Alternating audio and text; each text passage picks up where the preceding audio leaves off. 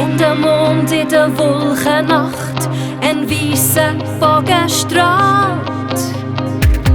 Wenn du siehst, wie ein Stern runterfällt, immer dann bist du mir nahe.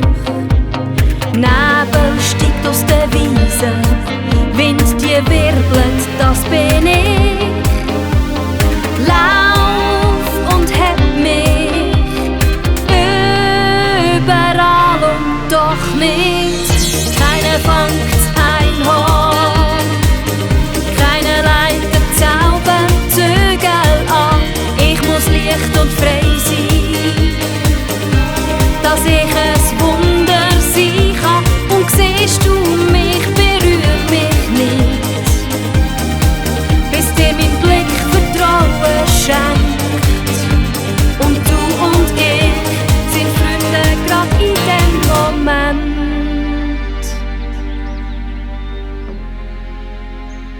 Lilifee, es knabbert ja an unseren Rosen, Piepst Clara ganz entsetzt.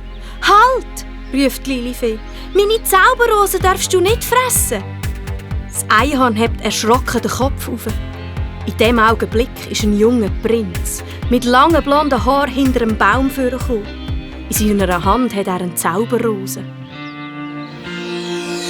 Keiner fängt ein Haar, keiner leitet Zauberzügel an. Ich muss leicht und frei